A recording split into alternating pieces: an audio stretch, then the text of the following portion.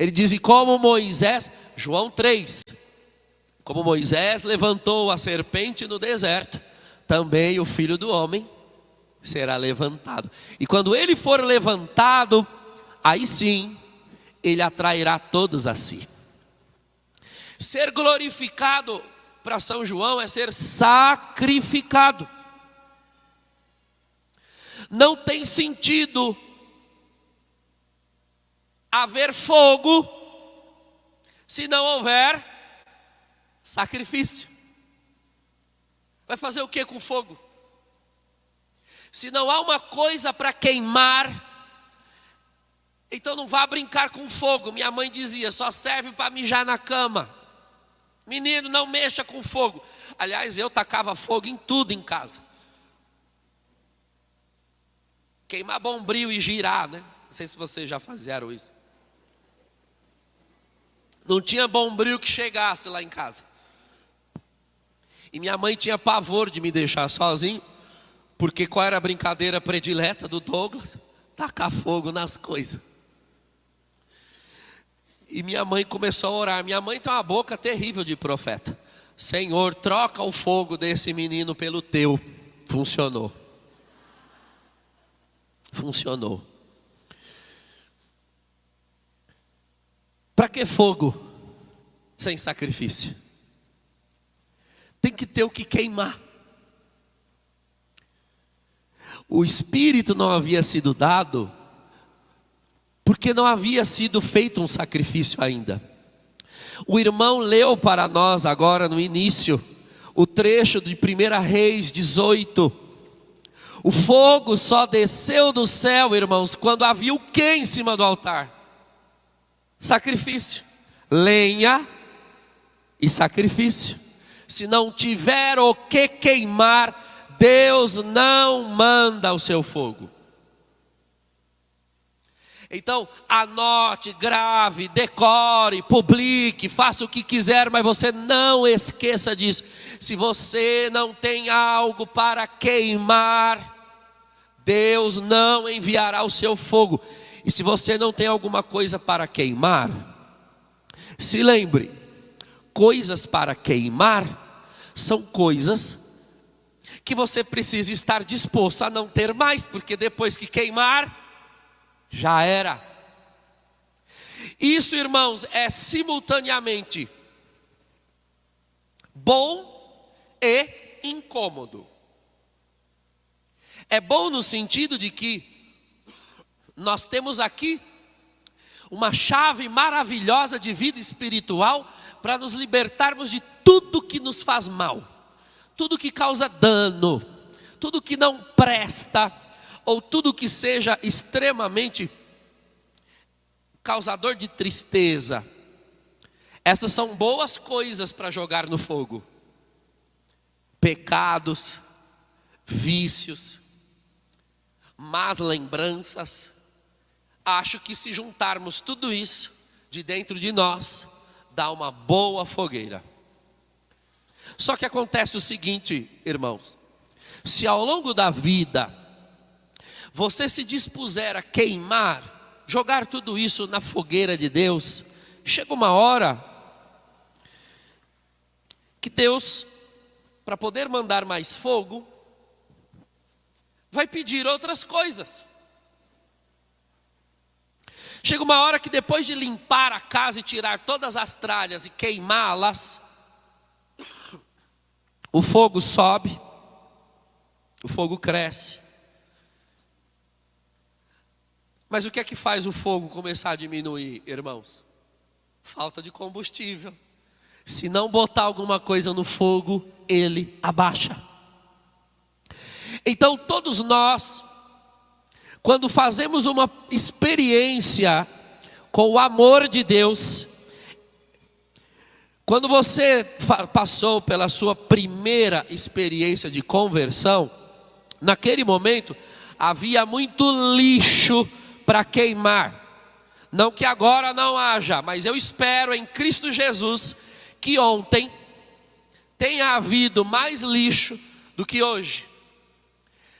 Então é normal que quando a gente se converta, o fogo seja altíssimo. E é claro, irmãos, que fogo, quando queima, quando acende, pega tudo que está em volta, né? E sobretudo quando o fogo é novo. Fogo novo é uma maravilha. Sábado passado nós celebramos Vigília Pascal, foi feita a bênção do fogo novo. O menino na minha paróquia acendeu um fogo, que tacou fogo nas paredes, tacou fogo nos fios, tacou fogo em tudo. Foi quase mesmo a missa do fogo novo mesmo. A missa toda quase pegou fogo. Por quê? Pôs muita lenha, pôs muita coisa. Então, eu não sei há quanto tempo você busca Jesus. E tem caminho.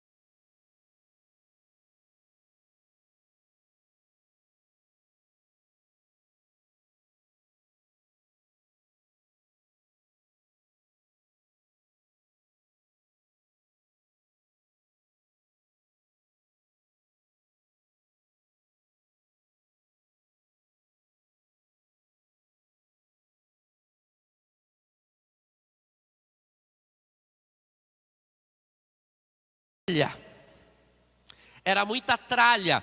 E tralha, quando a gente se dá conta de que não presta, a gente joga com vontade no fogo. Só que vai chegar a hora, se é que ela já não chegou, e você veio para essa conferência, para esse encontro, nessa etapa, é quando já não tem tanto lixo para queimar, e o fogo começa a diminuir a sua intensidade. É quando a pessoa começa a achar que a presença do fogo dependia necessariamente da altura dele, ou da intensidade dele. É quando a pessoa, porque já não sente mais o que sentia no início, pensa que o caminho dela com Deus tem alguma coisa errada. Então, quando a gente passa por uma conversão inicial, era tanto lixo ali que o fogo encontrou, que ele fica enorme mesmo. E por tudo nós sentimos. Eu me lembro que nos meus primeiros meses de caminhada, eu não podia ver a hóstia consagrada, que eu já começava a chorar. Mas eu chorava copiosamente. Bastava ver Jesus sacramentado. É claro, a minha alma tinha tanta saudade de Deus. Ele era, como diz Agostinho, uma beleza tão antiga, mas tão nova, que não tem como não se emocionar. Será que alguns aqui passaram por essa época em que a gente nem queria dormir, só queria fazer vigílias, e que qualquer encontro, retiro, nós topávamos, e que nós não fugíamos de nada? Fogo, fogo, fogo, fogo. Nós queimávamos, nós ardíamos, nós subíamos, não sei aqui como vocês fazem, mas lá em Osasco, minha cidade de origem, a gente subia para o monte, ia para a favela, e orava na rua, e os policiais paravam a gente, e revistavam, e puxava terço, água benta, óleo bento, sal bento, uma culinária do céu saía do nosso bolso. A gente não queria saber de outra coisa, a gente tinha paixão pelo Senhor, paixão pela obra. Via mendigo, orava na cabeça do mendigo. Bandido vinha assaltar, nós orava no assalto. Tudo era graça para nós. Fogo, fogo, fogo. Entusiasmo. Aliás, no sentido estrito da palavra, não sei se vocês sabem, entusiasmos em grego significa possuído por espíritos. É a palavra grega que se usava para se referir ao transe em que os oráculos dos templos da Grécia Antiga, quando entravam em transe, se dizia que eles estavam entusiasmatos, em estado de possessão pelo espírito daqueles deuses. Não é assim quando a gente se converte, nós ficamos então entusiasmados, nós ficamos possuídos pelo Espírito de Deus, literalmente chapados, e tudo é tão mais fácil para amar e servir a Deus. E de repente, tudo isso começa a ir embora. Tudo isso começa a ir embora. Por quê? Porque tudo que era velho já foi queimado. Ele precisava mostrar que era Deus em você. Por isso o fogo estava aceso na máxima temperatura. Agora é a nossa vez. Ele já mandou o seu fogo. Mantê-lo aceso não é exclusivamente agora obrigação de Deus. Vá caçar lenha para pôr neste fogo, ou ele vai se apagar. Quando Deus chamou Abraão da terra dos seus pais, ele tinha uma casa velha, um lugar velho, uma vida velha, e ele jogou tudo isso na fogueira do seu amor ao Deus dos deuses, para servi-lo. Só que chegou uma hora que Abraão não tinha mais coisas velhas para oferecer. Quando você não tem mais coisa velha para oferecer, você tem que fazer opção. Ou eu fico sem fogo e ele se apaga, ou eu assumo, ou eu tenho coragem de queimar as coisas novas também. Não sei, bom, eu já estou ficando velho e às vezes eu faço comparações que não dizem nada a ninguém. Mas quando eu era pequeno nós víamos um episódio de Pica-Pau. Já assistiram Pica-Pau? Em que ele está passando frio, congelado, e não tem mais lenha para pôr no fogo. Então ele começa a queimar o álbum de família, né? Foi a última coisa que sobrou. Porque ou você mantém o fogo aceso, ou você morre de frio. Abraão queria fogo, e Deus disse: muito bem, você tem a casa do teu pai para me oferecer? Não, Senhor, já queimou. Você tem Ur dos Caldeus para oferecer? Não, Senhor, já queimou. Bom, o que você tem aí? Senhor, eu só tenho o que o Senhor mesmo me deu, Isaac. Ponha Isaac no fogo. Você tem coragem de pôr Isaac no fogo? Essa é uma resposta que só você pode dar. Se você quer fogo, tem que ter coragem de jogar Isaac lá. Se você quer fogo, tem que ter coragem de sacrificar. Veja, sacrificar é tornar santo. Sacrificar é dedicar. Sacrificar é oferecer. Escute essa palavra, sacrificar. É ficar sacro. Em latim se diz sacrofacere, fazer sagrado. Sacrificar uma coisa é pegar uma coisa comum, entenda, comum, banal, óbvia, simples, mas eu realizo um feito sobre ela que a torna santa. Porque nós dizemos que a Santa Missa é o sacrifício, porque o pão que é oferecido no altar é tão pão quanto qualquer pão, aliás é até mais pobre. Porque se você pegar uma hóstia como as que nós temos no pacote no armário e um pão da padaria, você vai preferir o da padaria. Ele é muito mais saboroso e mais sofisticado. É um pão paupérrimo, é pura farinha e água e não tem gosto de nada. Mas você pega e sacrifica, impregna de Espírito de Deus. É o que a oração litúrgica faz. As mãos ungidas dos sacerdotes são impostas e o Espírito de Deus desce e impregna e atualiza, torna presente o sacrifício de Cristo. A hóstia, ela vira Deus, porque ela é sacrificada. É feito algo sobre ela que a torna santa. De farinha e água banais, elas se tornam santas. Você quer fogo? Procure lenha para pôr na fogueira. E olha, Deus ajuda, viu? Não se preocupe. Quando o fogo estiver apagando, Ele permitirá que venha todo tipo de lenha para você queimar. A melhor delas é a cruz. Meu Deus do céu, quando você olha para a cruz, o que você vê? Tem duas coisas ali, dois elementos. Um homem e madeira. Ok? Todos acompanham, é um pouco óbvio. Um homem e madeira. Mas do que a lenha é feita? Eu acho que é a madeira. Cristo no Calvário é o cordeiro sobre o lenho, sobre a lenha. Isaac era figura de Cristo.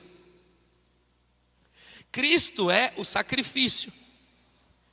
E o Pai enviou a lenha. Está lá a lenha. Será que você tem alguma cruz aí?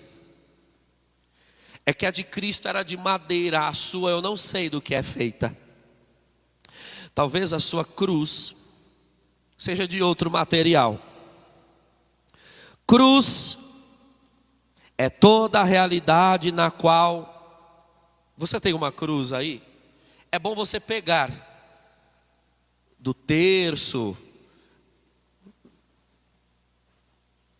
Irmãos, a cruz não é um adereço, não é?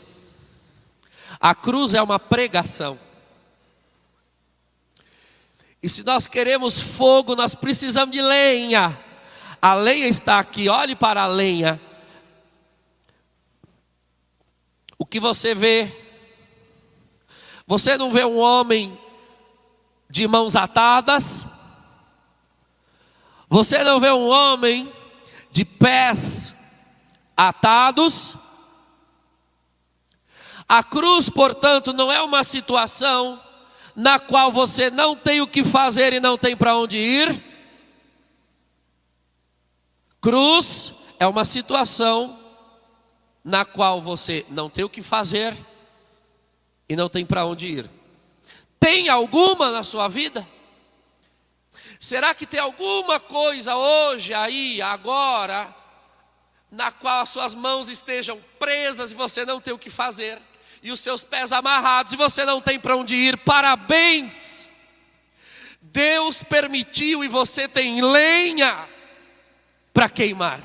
Essa cruz, você tem duas opções.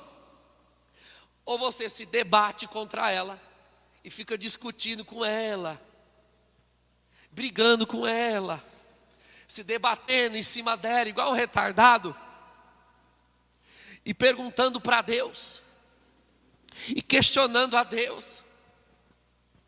Ou para de perder tempo e joga no fogo antes que o fogo se apague. E tem modo de fazer isso, irmãos. Em outras palavras, veja de novo a cruz. Se a cruz são duas madeiras superpostas, não é? É uma em cima da outra. A horizontal provavelmente foi posta em cima da vertical. Em outras palavras, a cruz é um objeto confeccionado literalmente com uma paulada. Não é? Pau, taca a paulada, gruda, pronto, está pronto. Já tomou paulada? Colo de Deus, será que você já tomou paulada?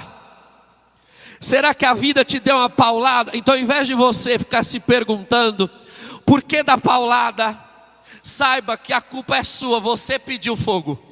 Você pediu, fogo, fogo, fogo. Deus olhou e disse: pois bem, toma a paulada para queimar, para ver se a fogueira sobe. E você, ao invés de deixar o fogo subir, correu. É que fogo assusta mesmo. Que eu saiba, coisas quando explodem, causam como primeira reação susto, medo. Mas o que é uma explosão senão fogo? Fogo repentino. Se a vida te deu paulada, agarre o lenho e jogue no fogo. Jogar no fogo significa transformar tudo em sacrifício. O fogo que Deus mandou sobre nós quando nós nos convertemos não era fogo de oração, não era fogo de louvor, não era fogo de busca, não era fogo de glória, fogo de aleluia, fogo de língua estranha. Pois bem, pegue essas pauladas, pegue esse lenho, pegue essa cruz e dê glória, e dê aleluia, e fala língua estranha, e vai no sacrário, e o fogo, ó, e o teu amor a Deus crescerá, e a tua santidade crescerá. A visita de Deus acontecerá, a graça de Deus se manifestará em teu favor. Mas tem que parar de reclamar e trabalhar, pegar como Abraão, Isaac nos braços, subir o monte e ter a coragem de jogar. E foi aí que eu descobri onde foi que eu tinha me metido. Eu passei anos pedindo fogo. Hoje dá até medo de cantar Espírito, Espírito. Porque se ele desce como fogo, quando ele chegar na tua vida, ele vai procurar lenha para queimar. Ou você escondeu para reclamar e murmurar, ou você, na hora que a paulada chegou, correu com medo. Porque talvez a hora que a paulada chega, colo de Deus, quando a paulada chega, quando ela chegou, e quando elas chegarem, saiba que sempre haverá